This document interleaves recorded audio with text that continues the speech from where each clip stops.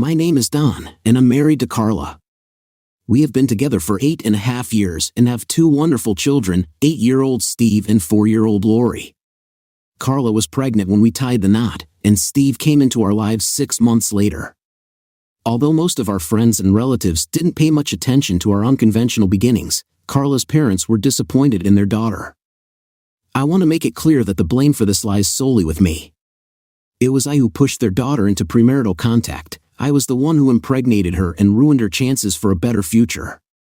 I didn't live up to their hopes of becoming the man they wanted for their daughter. They didn't think she'd have to settle for someone like me. How terrible they feel, and how terrible I feel, knowing that everything they say about me is true. I convinced her to make love to me and robbed her of her innocence. I take full responsibility for my actions. Nevertheless, it should be noted that young Carla willingly participated in all the activities we engaged in. She willingly participated, and I do not regret our actions at all. It was an amazing experience that we both enjoyed. In my opinion, her parents can criticize as much as they want, but I care about their daughter more than any man. Carla understands this, but unfortunately, her parents will never see it. They're fixated on her pregnancy, and nothing I do will change their minds. In their eyes, I will always be a villain until I die. Carla and I first met when she was in high school in Chicago Heights, and I was in my sophomore year of college at the University of Illinois at Champaign. From the moment we met, I realized that she was the one I needed. Our bond was undeniable, and we quickly became a couple. After a month of dating, I had the honor to deprive her of her innocence, and from that moment, our love life blossomed. After graduating from high school, Carla returned home to her parents and began working as a cashier at Chase Manhattan Bank. I often visited her on weekends, either in Chicago Heights or in Oak Lawn, where my parents lived. In my senior year of college, I found out that she was 2 months pregnant. We got married quickly and tied the knot in November. Our son Steve was born 6 months later in May. Shortly after his birth, I graduated from college and got a job at O'Hare Airport Security. Carla lived with her parents until I graduated from college and started working. After graduating from university, we set up our apartment and moved into it. It was a joy to finally live together as one family. For the next 8 years, everything went smoothly. Our careers improved, we bought a house, and our son Steve flourished. Our marriage and intimate life were strong, and when our daughter Lori was born, our family continued to grow happily.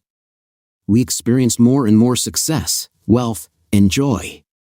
But now, I must tell you about the reason that prompted me to write this story. All this happiness had to be broken. There has been a lot of unhappiness in my life for several months. My wife and I were constantly arguing about which of us was preventing the other from getting enough sleep. I complained that her snoring prevented me from sleeping, and she made the same claim to me. Despite her denial, my wife snored without stopping, waking me up. I lay in bed listening to her squeak for an hour before falling asleep again. I realize that I can snore sometimes because I catch myself doing it from time to time. I understand that my partner may lose sleep because of this, but I don't like that she completely blames me for this. It bothers me that she doesn't think this could be a common problem. I already have enough criticism from her parents, so I don't think it's fair to get it from her too. Trying to solve this problem, I brought a voice recorder from work and put it on the bedside table by our bed. I jokingly told Carla that we would find out the truth about who snores and who doesn't. The next morning, we woke up at the same time and kissed, then rewound the tape to listen. To our delight, my chainsaw-like snoring was clearly audible, which made her jokingly point at me and complain that she found it hard to bear. Soon, in the pauses between my chainsaw-like sounds, I could clearly hear her screeching snoring.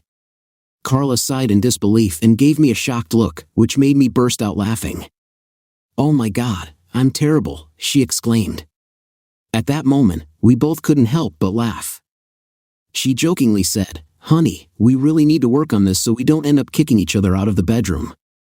I wholeheartedly agreed with her. Yes, this creaking definitely needs attention. I felt relieved that I wasn't the only one taking the blame this time.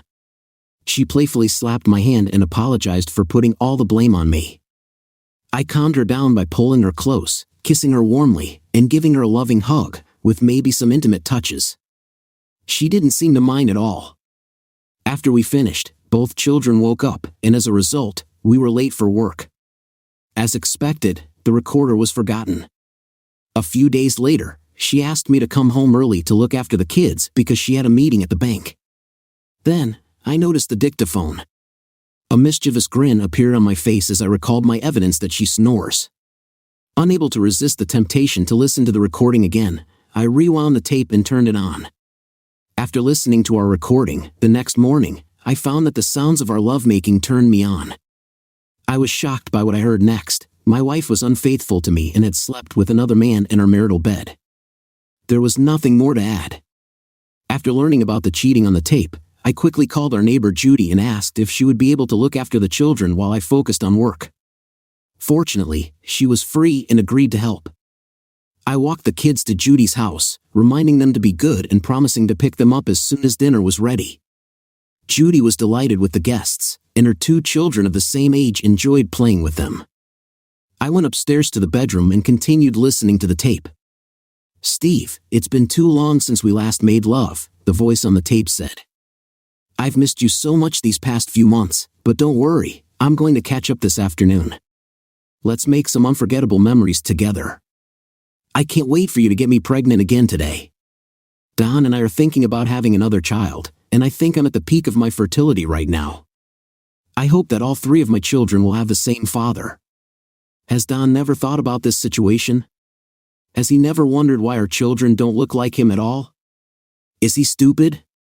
Let's not talk bad about Don, he's not stupid. I never gave him any reason to doubt my loyalty. I've never denied him intimacy. He even got intimate with me after you, but he just thought I was getting too turned on by him. Did you really let him get the leftovers after me? Oh my God, yes, he did it once, and I was so worried that he would notice something was wrong, but he didn't. I admit it was funny to think about. I still can't believe that you managed to trick him with the kids. Fortunately, Steve Jr. and Lori look like me, so he has no reason to be suspicious. I heard her laughing at a joke about Steve Jr., and it just made me sick. Maybe tonight I will make you a child like me and reveal your secret. Then Don will divorce you, and you can marry me. Steve, please stop discussing this. Don is very dear to me, and I don't want to hurt him. Our relationship is purely physical, and I like it, but that's where our connection ends. Now, please be quiet and make love to me intensely and quickly so that I can get pregnant. I want to expect your 3rd child before you leave today." The rest of the tape contained the expected sounds of passion between a man and a woman, including grunts, moans, and expressions of pleasure. I listened to everything. I heard every detail of what Steve was doing with Carla that day. I heard how she enjoyed his closeness, something I had never heard in all the years of our life together. I realized that I had never made her as happy as he did. My whole marriage was a facade. The love, trust, and intimacy that I thought we shared were a fiction. There was no love or loyalty on her part. How could she claim to love me and still commit such a betrayal? It was impossible. How could she say that she gave all of herself to our marriage when she was hiding such a deception? She claimed that she had never denied me intimacy, but that was also a lie since she allowed him to treat her in a way that she had never allowed me to. The words on this tape deeply wounded me, leaving behind fragments. I felt deep pain inside me, physically and emotionally. My heart was racing, praying that it would keep beating. I felt sick. I felt deprived of my manhood. I was filled with fear and anger. It seemed like I couldn't go on. I was overwhelmed with many emotions, including devastation. It was the perfect word. One thing I knew for sure, I was not a fool. Carla called me that, but it wasn't true. I needed to figure out what to do next. How would this situation affect my family and my future? First of all, I needed to make sure that I had a copy of the recording that I could hold on to. I was sure that one way or another, I would need it. The recorder was a 2-cassette recorder, and I decided to copy it from the first cassette to the second. I carefully put the copy in a manila envelope and discreetly placed it in the trunk of my car. Whatever happened next, I knew I had this tape as proof. Besides, I realized how important it was to keep my knowledge a secret until I figured things out. Rewinding the tape to the end of the snoring demonstration, I erased the rest of the recording. Then, I put the recorder back on the bedside table and quietly left the bedroom. If Carla thought about it, she would be puzzled, but after listening to the recording, she wouldn't hear anything that could lead her to believe that I knew her secret. Realizing that I needed all the information before deciding what to do next, I decided to start from the beginning, from the moment I first met Carla. I was introduced to her through her school friend who was dating my cousin. Knowing that her school albums could provide valuable information, I decided to start my investigation with them. I searched the entire basement until I finally found the box that held our school albums. Carefully putting both yearbooks in the trunk of my car, I tried to return the box to its original place to avoid arousing suspicion. If she noticed it was missing, I could always say they were in another box. Realizing that Carla would sense something was wrong if I saw her that evening, I turned to my loyal friend and boss, Jim, for help. Over the years of working together, we had developed a strong, trusting relationship, and I knew that he would support me in difficult times. I informed him of my findings and asked him to cover for me while I studied the situation more deeply and eventually made a decision. I suggested that he arrange for me to take a short trip to New York to participate in an anti-terrorism training program. This was consistent with my previous courses and would not arouse suspicion. Although I wasn't going to attend classes, I had other things to do and secrets to uncover. Jim agreed to support my alibi and stated that the classes had arisen suddenly and I needed to attend them. There was only 1 hour left before boarding the plane. I quickly dialed Carla's number and explained that Jim had sent me on an urgent business trip. I informed her that I would leave the children with Judy for the day and, in a few minutes, I would pack my things and go to the airport. I admitted that I didn't know all the details of the trip yet, but promised to let her know as soon as I found out everything. Carla was unhappy with the sudden departure, but I assured her that nothing could be done and said goodbye to her. I heard her say, "I love you, Don," but when I ended the conversation, she didn't hear anything in response. I went to Judy's house to explain that I needed to leave town urgently. I told her that Carla would be home in about an hour to pick up the kids, and she agreed. I asked if I could take Steve and Lori with me while I packed up to say goodbye to them, and she agreed too, so we set off. Recently, I'd been following the news about a prisoner in Wisconsin. After spending almost 2 decades behind bars for crimes he didn't commit, Stephen Avery had finally been released thanks to the efforts of a group of Benjamin N. Cardozo School of Law students working with the Innocence Project. DNA analysis definitively proved Avery's innocence of first-degree sexual assault, attempted murder, and false imprisonment. The real criminal, who had already served time for another crime, was identified as the perpetrator of these heinous acts. Avery's unjust conviction was finally corrected, and justice prevailed. However, he was now linked to the recent Teresa Halbach murder case, and DNA evidence pointed to his involvement. He had been charged with first-degree premeditated murder. This tragic situation for her and her loved ones reminded me to collect DNA samples from my children before leaving. When I got home, I carefully took saliva samples from Steve and Lori using swabs. I was determined to analyze their DNA and compare it with mine to confirm whether I was their biological father. The results of these tests would not be favorable for me. I already knew what Carla had told me on the tape. Hastily gathering clothes for a few days, I left the house with the children. I took them to Judy's and thanked her for looking after them at the last minute. After checking into a hotel in Harvey, a suburb on the south side of Chicago, I chose a place away from Chicago Heights to avoid running into Carla's family. It was a convenient center for my investigation. Arriving at the hotel, I decided to grab some beer and get drunk. At the time, it seemed like the most reasonable option. Why endure pain and mental anguish while remaining conscious? Why try to fall asleep all night replaying hurtful memories in my head? It was easier to just drink until I passed out. I knew that I would wake up the next day feeling terrible, but it was inevitable, so I decided to get drunk. When I finally woke up, I felt terrible.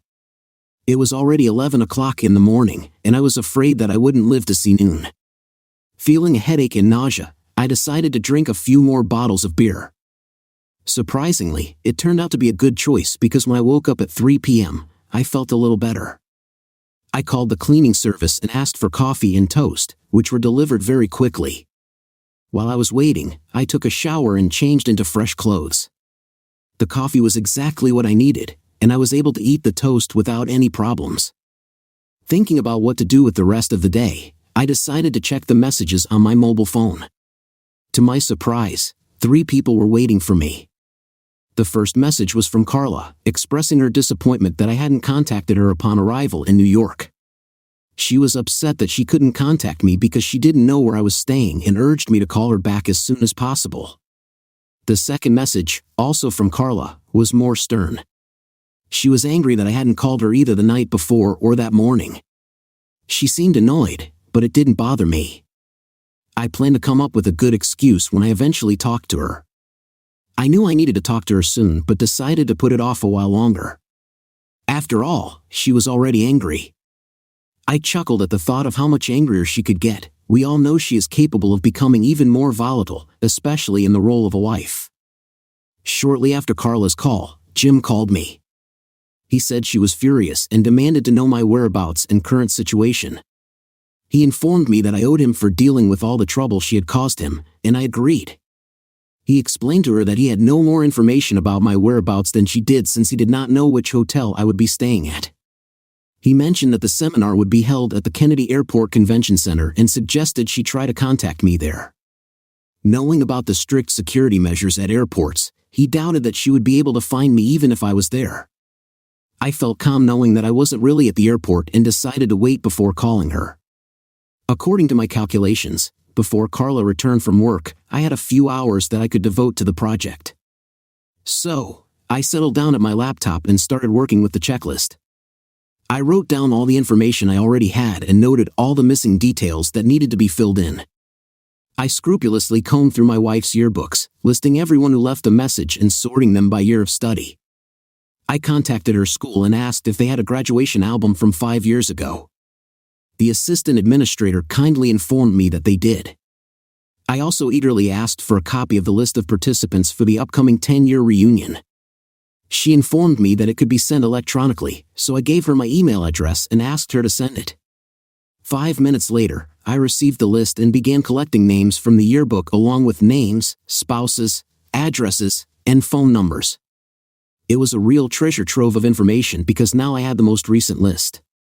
I even had information about her classmates' children, pets, hobbies, favorite dishes, and much more. It was a veritable storehouse of information. I found that Carla had provided updated information about us, including our 2 children and our hope for a third. I knew that Carla would be back from work soon, so I plucked up the courage to call her and face her possible anger. At some point, I needed to confront the situation. Have you noticed that I've become more cynical? That's because I didn't care about her emotions anymore. It's her fault that I feel this way, and I wasn't going to hide my sarcasm. She would just have to put up with it. I dialed her number, and she answered without holding back. "Don, where have you been? Why didn't you call me back last night or this morning? What's going on?" I wasn't surprised by her tirade, so I let her talk before answering.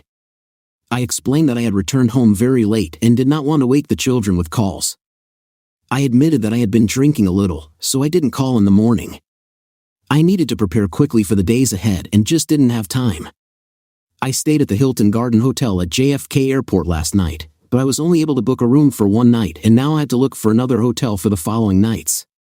Therefore, she should call me on my mobile phone, but it wouldn't be turned on during class. I felt that this way I could distance myself as much as possible. I realized that I needed to remain anonymous during the calls I was planning to make, so I decided to buy a disposable mobile phone. I went to the store next to the hotel and bought a track phone that was affordable and guaranteed that calls from it would be impossible to track. It was the perfect solution. After buying the phone, it was already about 6 o'clock in the evening, and I felt hungry. Returning to the hotel, I noticed George's Rib House and decided to stop by for a snack. Back in the room, I started collecting information. I carefully looked through Carla's graduation album, noting each person who left a comment.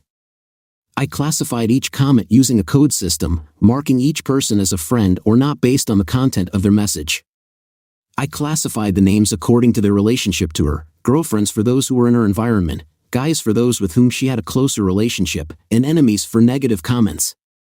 Having compiled a list of 40 names, which included 30 females and 10 males, I ordered it by gender code and then by the code of specific relationships. There were 5 boyfriends, 4 friends, and 1 non-friend in the male category. Steve Wilson was one of the boyfriends on the list. I suspected that he was the man in question, but I needed concrete evidence before making any final decisions. I was sure I would find it. It seemed to me that Gil Roberts, a man who could not be called a friend, might provide valuable information, perhaps because Carla had refused him or because of his dislike of Steve. Among the acquaintances, there were 3 close friends, about 25 friends, and 2 acquaintances who were not friends. All 3 close friends were bridesmaids at my wedding, so I knew I had to be careful when contacting them for information. I assumed that a few friends would be able to share information, and with those who were not friends, I planned to behave more aggressively. It turned out that people are more willing to share gossip about those they don't like. I collected data from the alumni meeting booklet, contact information, names of spouses and children, hobbies, interests, professions, and places of work. Not everyone provided the same information, but the amount of information gathered was staggering. I believed that all this information would help me uncover the truth about Carla and her lover. When I finished collecting information, it was already 10 o'clock in the evening, and I was ready to call it a night. I planned to start work early the next morning, hoping to complete the investigation by the end of the day. I was getting ready to get a good night's sleep and went to bed when suddenly I was interrupted by the ringing of my mobile phone. I looked at my watch and noticed that it was only 10:30 p.m. Knowing that the children were already asleep and she had finished watching the evening news, I picked up the phone and waited for her to say something. "Hi Don, I thought you'd call me tonight as soon as you got settled in," she said. "I was thinking about it, but after I called last time and you yelled, I decided to wait and see if you wanted to talk to me," I replied. "I'm sorry I was rude to you," she apologized. "I was upset because I couldn't get through to you during this strange trip and felt insecure. Can you forgive me?" The idea of forgiving her seemed unusual to me. I doubted that forgiveness would come easily and soon, but I didn't want to reveal my true feelings yet. I replied, "I am sure that everything will pass in a few days, don't worry." She objected, "It doesn't feel like forgiveness, dear. I have to admit I'm a little upset with the way you've treated me." There was a silence before she spoke again. I wasn't sure if she suspected that I knew anything, but at that moment I didn't care. Whether she thought about how her actions had affected our marriage was unclear, but I hoped so. In the end, she said, "I suppose I should leave you, Don. I'm really sorry. I love you." I replied, "I'm sorry too. Good night, Carla." When she put the phone back on the stand, I heard her start crying. It was a restless night, but I managed to get some rest. Fortunately, I didn't have to put up with her loud snoring. The memory of how she realized how bad her snoring was still makes me smile but also makes me sad. We shared a special moment, laughed at it, and then came a morning filled with love and passion. The memories of what we had lost and what we might never experience broke my heart again, and I eventually fell asleep. The next day, I started working on my to-do list. I decided to investigate my wife and myself by posing as Roger Moore from the National Security Service. Using the phone, I contacted several of my wife's friends and informed them that I was conducting a background check on Don Phillips, who was being considered for a job in the Chicago area anti-terrorism group. I mentioned that Mr. Phillips was married to Carla Peterson, their former classmate. I asked a lot of questions about her school connections and eventually found out that Steve Wilson was her high school boyfriend. They were together for 3 years, but after graduating from high school, she broke off the relationship. I found out that Steve still lives in Chicago Heights and works as a loan officer at Chase Manhattan Bank. He is recently divorced and has 2 sons. I confirmed his presence at the reunion through the event booklet. He was undeniably attractive, a man who could easily attract a woman's attention. I couldn't help but envy his looks. And yet, despite his attractiveness, she decided to break up with him and devote herself to me. It was the first time she gave herself to me and not to him, and yet she continued to maintain a physical relationship with him over the years, even allowing him to become the father of our children. Why did she do that? These questions haunted me, and I couldn't find the answers to them. Perhaps she holds the key to unraveling the truth, but for now, I remain in the dark. After Carla broke off her relationship with Steve shortly after we met, she continued to work with him at the bank until they were transferred to different departments. Despite this, they were still in close proximity to each other every day. I could understand how the connection had developed between them, but I was still not sure of its causes. Feeling that I had gathered enough information from our mutual friends, I decided to ask for more information from Jill Johnson, a woman who was not friends with Carla. I repeated the same background check information to her and then asked her bluntly if she had any important information about Carla Peterson, who was married to Don Phillips, that could affect his suitability to work in the National Security Service. As soon as the words left my mouth, she hurled a barrage of criticism at me. She angrily informed me that Carla was infamous as the most conniving person who had ever graduated from Chicago Heights High School. She accused Carla of being a home wrecker, a liar, and a criminal. I asked her to explain what her accusations were based on. In her sophomore year of college, she confessed to me about her past relationship with Steve Wilson, saying that Carla stole him from her. Although she admitted that stealing a boyfriend is not illegal, she thought it said a lot about Carla's character. This character flaw became even more apparent after Carla started dating her current husband. Rumors, mostly spread by Steve, said that Carla had resumed a relationship with him after she started working at the bank. Steve even boasted that he got her pregnant and continued to have intimate relationships with her, which led to 2 pregnancies. He had already started spreading the word that he impregnated her again this week. This was the latest information Jill confessed to me. She said she doesn't trust Don Phillips with any matters related to national security because she can't trust his unfaithful wife. I didn't expect it to be so simple. It also hurt me to find out that all this time others knew about the situation and I remained in the dark. Deciding to find out the details from 2 other acquaintances, I contacted another woman and heard a similar story. She turned out to be the sister of Steve's ex-wife. There were rumors that his sister divorced Steve after she heard about the rumors that had reached her. Steve boasted that he had 2 more children and thought that his wife would never leave him, but he was wrong. Jill willingly gave me her sister's phone number, which I plan to use later. One of the classmates had feelings for Carla throughout school, but she never reciprocated. According to him, Carla claimed to be in love with Steve but doubted she would marry him because of his arrogance. Steve allegedly tried to woo Carla for 3 years, but Carla insisted that she would only lose her virginity with her future husband. However, having lost her virginity, she might have thought about having an intimate relationship with Steve to remember the good old days. A classmate was offended by Carla's attitude because he hoped to become her future husband and was afraid that she would never be faithful to him. He believed that she would most likely allow Steve to enter into a physical relationship with her if he insisted. He mentioned that after this incident, he refused Carla's invitation to a date. Her behavior continued to hurt me even more than I had already experienced. It became clear to me that Carla had never intended to be faithful to me in any capacity, planning to betray me even before we met. Can you imagine how disgusted I felt? I had almost everything I needed from the list of names. Now I needed more information about Steve, and I decided to visit the bank to see him firsthand. I didn't want to reveal my identity to him, but I was curious to see him in person. He was just as attractive in person as he was in photographs.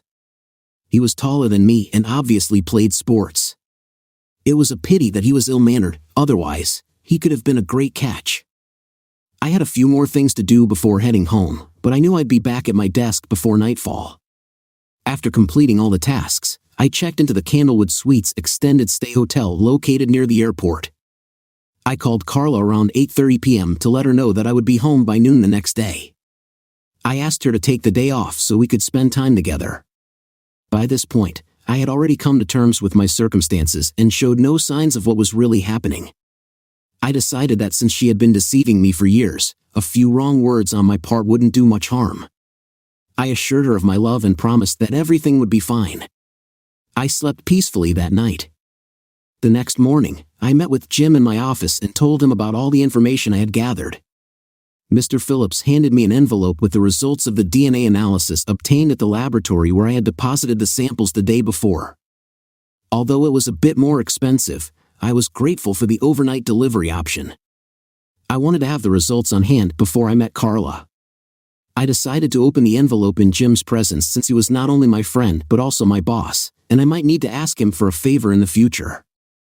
Dear Mr. Phillips, We have completed testing of the 5 samples that you provided on November 15th. Sample 1 and Sample 2 are full siblings. Samples 3 and 4 are also full siblings, with Sample 3 being male and Sample 4 being female. Samples 1 and 2 are stepbrothers to Samples 3 and 4, who are brother and sister. Our results show that all 4 samples have the same father, but Samples 1 and 2 have a different mother than Samples 3 and 4. It was confirmed that Sample 5, identified as male, is not related to any of the other samples presented. Since Mr. Phillips is related to Sample 5, there is no DNA evidence linking him to the biological father of Samples 1, 2, 3, or 4. If additional assistance is required, please contact us. Best regards. David Rafferty, Ph.D. Accurate DNA Labs Incorporated. I contacted Steve's ex-wife to ask for a meeting to discuss this issue. She agreed to meet with me and allowed me to take saliva swabs from her 2 children. In my briefcase was a signed statement confirming that she had voluntarily provided DNA samples of her children. Before leaving, Jim hugged me warmly and apologized for the difficult situation I found myself in. He assured me that he would support me and help me in every possible way. He also joked that he needed to be careful as I could deprive him of his job. He chuckled, surprised at how thorough an investigation had been conducted in such a short time. I couldn't help laughing too, even though I didn't feel particularly happy in my current situation. Armed with taped statements from Carla's classmates, a letter from Steve's ex-wife, a certified letter from the DNA lab, and a heavy heart, I went home to meet my wife. Arriving a few minutes before noon, I took a beer from the fridge and settled into the family room, waiting for Carla to return. I heard her come in from the garage a few minutes before noon. She rushed over to hug and kiss me, but I awkwardly dodged her. There was a puzzled expression on her face, but I knew it was going to get worse soon, so I ignored it. She asked me what was bothering me, and I waved her off by offering her a beer. She refused and made me tell her what was on my mind. "Carla, I know about your affair," I finally admitted. She started to protest, but I raised my hand to silence her. "I don't want to hear about it right now. I know about your infidelity, and I have proof. With such knowledge, why would I believe anything you say? Stop lying to me and pretending it didn't happen. Sit on the couch and listen to what I'm going to tell you. There's no need to talk, cry, deny, or apologize. Just listen." Her face turned pale, and her eyes filled with fear as she sat in silence. I offered her beer or water again, and she preferred a glass of water. After bringing her a glass, I pulled up a chair and sat down opposite her, trying to maintain eye contact while I prepared to share my thoughts. "Carla, I know about your affair. I have strong evidence to support this claim. I want you to understand that I am being honest with you, and in the future, I expect your actions to reflect this knowledge. Accept it, and it will benefit you in the long run. If you doubt my honesty, mistakes will definitely follow, and the consequences will not please you. I will leave this house today and pack everything I may need over the next month as I prepare to move out. Yes, I mentioned a month. During that time, we will remain married, but I will not be in this house." She choked on my words, whimpering but holding back tears and refraining from words. "Over the next month, you will have to solve 2 important tasks. The first is to determine your feelings for me and decide if you still want to be my wife. Regardless of my own decision, it is very important that you make this choice.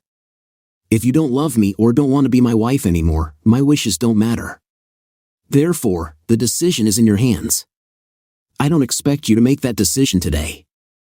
I want you to take the time to think about it and let me know in a month. The second task is to document all the details of your betrayal of our marriage. The Carla I once knew and loved is no longer the one I see in front of me now. It is important for me to understand the true background of your actions in order to move on. I need you to fully disclose to me all the details of your affair or affairs. I want to know the names of all the participants, why it happened, when it started, how often it happened, where it happened, what actions were taken, and what was the result. Please don't miss anything, Carla. I want to find out the true identity of the woman I married. The woman I thought you were seems to have disappeared, and in order for our marriage to have a chance, I need to know who you really are. Carla, remember that I have proof of what you're hiding. It is very important that you be completely honest and not try to deceive me. If I find out that you lied, it will be the end for us. However, if you're honest and tell me every detail, we have a chance to save our relationship. I'm only offering a chance, not a guarantee, so please don't misinterpret my words." I could see the fear growing in her eyes as she realized the gravity of the situation. "If you can't or won't tell me the truth, just let me know by the end of the month and we can end our marriage quickly and without unnecessary pain. For the next month, the choice is yours. When you decide that you love me and our marriage, you can write to me at my work address with your confession attached. If I find out that you are continuing your affair in the future, our marriage will be terminated immediately. As for the kids, do you want to pick them up next month, or should I? Any option will suit me. If you decide to pick them up, I'll visit them every Wednesday night. I'll pick them up from the babysitter and bring them back by 8:30 p.m. I'll call you when I get there so you can go out and get them. It's important that you understand these arrangements. I will pick up the children on one of the weekends every week as we agreed. You can choose a schedule that is convenient for you, and I will stick to it. If you don't want to pick them up, I'll offer you the same schedule. You can pick them up from the babysitter on Wednesdays, and I'll pick them up at 8:30 p.m. You can pick them up one of the weekends, and I will bring them to you on the chosen day. I'll pack my things now and leave as soon as I'm done. Please make a decision about the children before I leave." After leaving the room, I went up to the bedroom to pack my things. While I was packing, I heard her crying downstairs, but by the time I got back, she had managed to recover a little.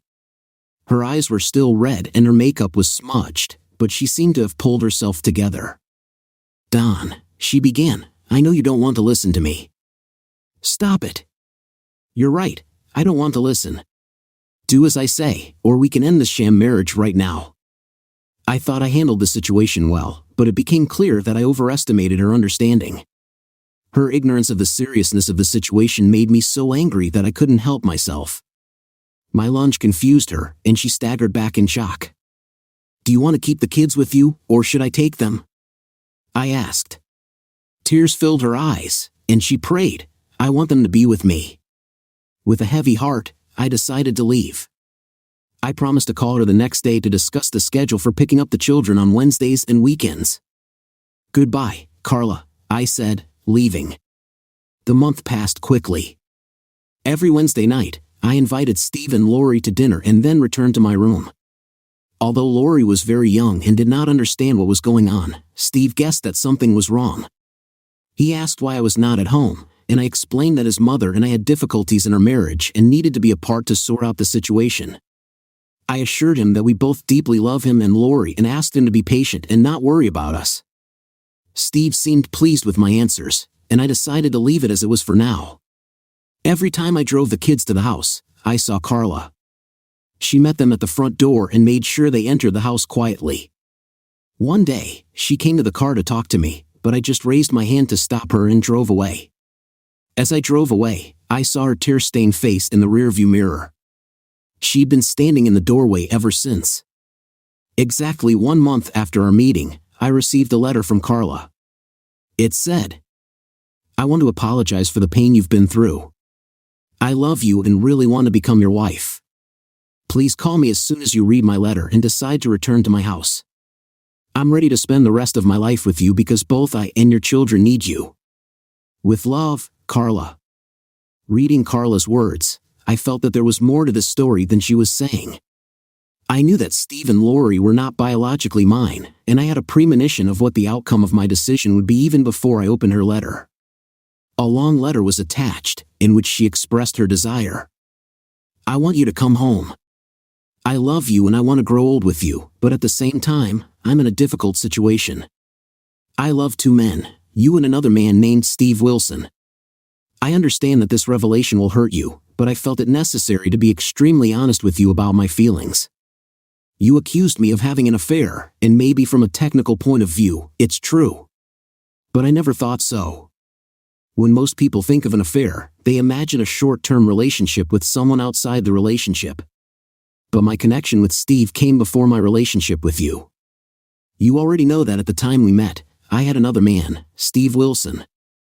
Steve was a handsome, charming, witty, intelligent, and caring man. Despite all these qualities, he still had one significant drawback that did not allow me to marry him. No matter how much I loved him, I knew that his arrogance and charm would not allow him to remain a faithful husband.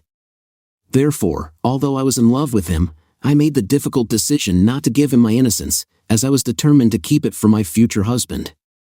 He made countless attempts to convince me to give in, and part of me was tempted, but I stood my ground. Then I met you. It wasn't long before I realized that I had fallen in love with you and that you were the person I wanted to spend the rest of my life with.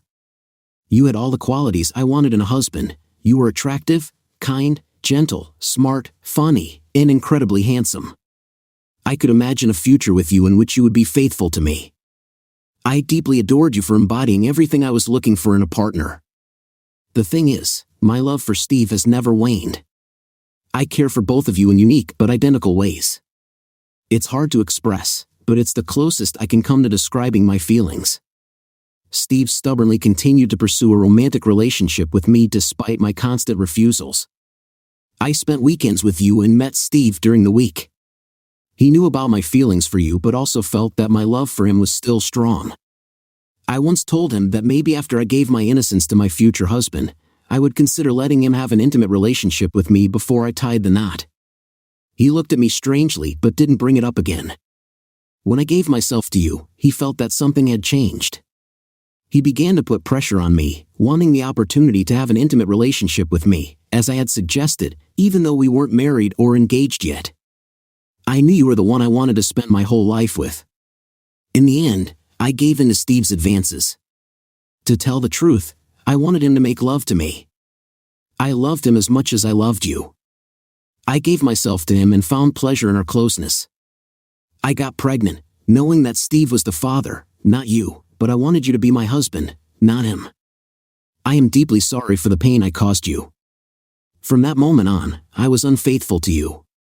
I told you that we were expecting a baby, and you married me, never doubting that the baby was yours because you were the first one to be with me. Little Steve looked like me, and you didn't have any doubts. Even in your absence, I haven't stopped seeing Steve. We continued to meet every month or so. My relationship with him persisted even after we got married. I cherished both you and Steve. You've been a wonderful father to Steve and Lori, and I couldn't ask for a better husband. Every day, my love for you grew deeper. Although it may not bring you any comfort, my feelings for Steve have not changed, but my love for you has only grown stronger over time. For a couple of years, I have been watching you closely, secretly hoping that you would betray me so that I could justify my actions. But you never did that. You were the perfect husband, everything a woman could ask for, and I knew I was lucky to have you, even if I didn't consider myself worthy. But I can't stall any longer. I have to tell you everything you asked for. I will do my best to give you answers. Who is Steve Wilson? Why do I love him? We met in different places, including his house, various hotels, and motels. Our meetings took place in restaurants, parks, and sometimes in his or my car. We always found a way to meet where it was convenient for us. The exact dates and times have disappeared from my memory, but we managed to see each other once a month or once every 2 months. Our meetings were filled with intimacy, playfulness, conversations, kisses, and hugs. He introduced me to previously unfamiliar sensations. It was nice to know that he loved me too. I justified my actions by saying that I am your wife, I live with you, and he spends only short moments with me. Steve eventually got married, but the marriage proved short-lived due to his infidelity. He cheated on his wife with me and other women. When his wife found out the truth, she divorced him. Steve asked me to divorce you and marry him, but I made it clear to him that I would never leave you. I told him that I knew he would be unfaithful to me. Ironically, the quality I expected from my husband was much higher than what I demonstrated as a wife. I apologize for that, Don. I know you've had enough, but there are 2 more things I need to share with you. Steve is also Lori's father, and I'm pregnant again. I strongly suspect that this happened the last time I was with Steve. This means that all 3 of our children are Steve's biological children. I thought it would be perfect if they were brothers and sisters so that they would never have doubts. Nevertheless, Don, you will always be their father. You love and cherish them, and Steve has never met them in all this time. He doesn't want to be their father, and I don't want him to be either. I want you to be their father. I am deeply sorry for the pain you went through. If I could fix it, I would. Please know that I am praying for you to come home. I hope that you will give us the opportunity to solve our problems and save our marriage. I hope that your love for me is strong enough to wish the same. Please think about coming back to my house. I understand that you have many unanswered questions on your mind, and I am ready to answer each of them. Please give me a chance to fix this. I'm looking forward to your call. With love, Carla.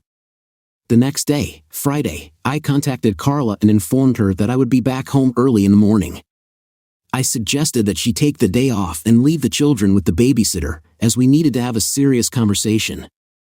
She promised to do as I said and asked me what I thought. I replied that she would have to wait until the next day to find out everything.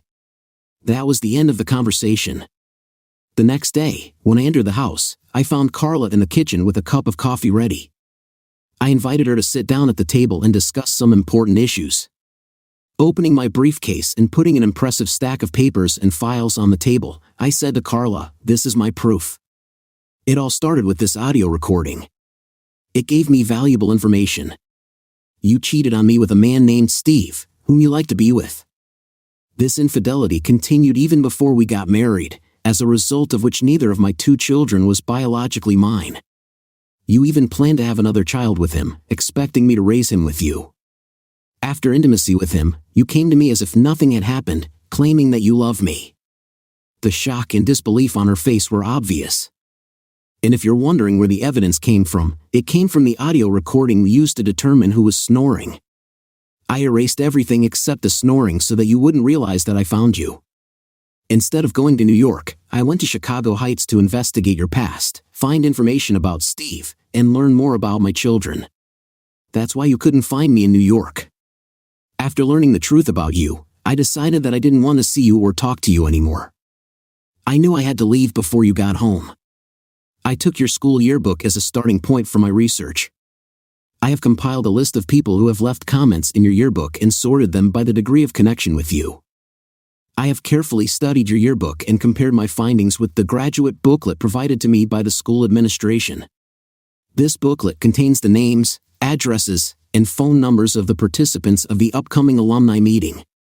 Jill provided me with valuable information that greatly expanded my contact list. Johnson Marker and even Steve's wife's sister from your class, they all knew about your betrayal. One of the boys who was in love with you in high school even admitted that he stopped loving you when he found out about your plan to cheat on your future husband with Steve. Your friends and acquaintances know about your actions and what kind of person you really are, Carla. No wonder Steve couldn't keep quiet about it, especially since he had an innocent queen. The next piece of evidence was a folder with a letter from the DNA lab. This letter confirms that I am not the biological father of our 2 children. After talking to Steve's ex-wife, she agreed to meet with me and allowed me to take DNA samples from her 2 children and Steve. This letter confirms that Steve and Lori are the half-siblings of Steve Wilson's children. Mrs. Wilson also provided a letter stating that she had given permission to take DNA samples from her 2 sons. Opening my briefcase, I took out the last folder. I closed the briefcase and put it on the floor next to the table. Carla, this is all the evidence I have at the moment. If desired, I can find others. For example, receipts from the hotel, stains on clothes, unfamiliar objects, or hidden toys. If I really make an effort, I can find many more clues and potential witnesses. But do I really need to do all this to prove the extent of your affair? Carla shook her head in response. I am not one of those who is pleased to hear that my wife is in an intimate relationship with another man, and I have no desire to seek additional information on this issue. Your letter confirmed all the facts that I have already gathered, and I appreciate your honesty for once in my life. Thank you for having the courage to stop lying to me, Carla. I loved you with all my soul and gave my all to our marriage. I believed that you were doing the same, and I was happy with our life together. Realizing the inadequacy of our marriage, I couldn't help but come to the conclusion that it was built on a lie and all our relationships were fiction. The betrayal I felt was so strong that at first I harbored thoughts of cruelty towards you and even Steve. Although I no longer want to act on these impulses, I will not hesitate to do so if pushed. Throughout this revelation, I watched Carla's expression change from surprise to fear as she realized the coming turmoil in our marriage. Her reaction intensified when I confessed to wanting to harm her. With a heavy heart, I reluctantly opened the last folder on the table. Here are the divorce papers that were filled out and signed by me. All that remains is for you to sign them too. In addition, I will file a lawsuit against you and your partner for paternity fraud. I ask that you both legally assume the role of parents for the children. As I spoke, her expression changed from fear to panic. At that moment, it seemed to me that there was a hint of madness in her eyes. Even though she ruined our marriage, when I saw that look, I was deeply saddened. It wasn't what I was hoping for, but I felt like I had no other choice. I can't live in the situation you created anymore. As soon as you sign the papers, please let me know. I expect you to move your things to the spare bedroom immediately, as I will be using the master bedroom. I expect you and the kids to leave within the next 2 months. If you refuse to accept my terms, I will have no choice but to make public all the evidence I have collected to everyone you know. You need this job to provide for the children and take care of them, right? I understand that you're upset with me, but why involve the children? They love you. You are the father of these children, your love for them is undeniable. Why are you putting them through this, Carla, she said, trying to wipe away her tears. You're the one who created this situation for them, so don't try to put the blame on me. I'm not their father, your lover is their father now. It doesn't matter what you want, you've already got what you wanted. Now it's my turn. I know that what I'm going to do will hurt them, but it will be temporary. Eventually, they'll come to terms with the truth and move on.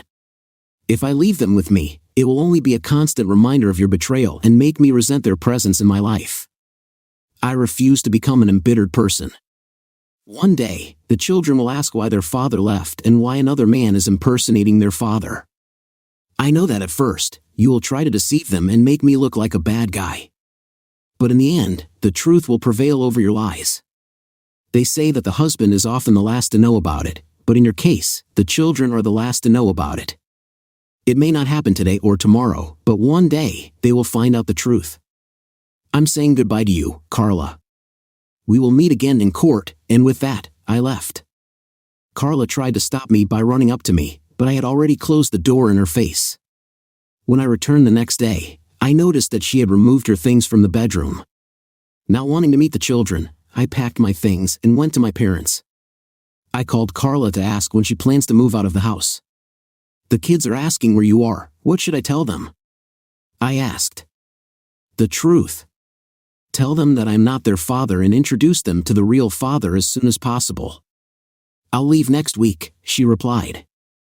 5 days later, Carla and Steve were served at her workplace.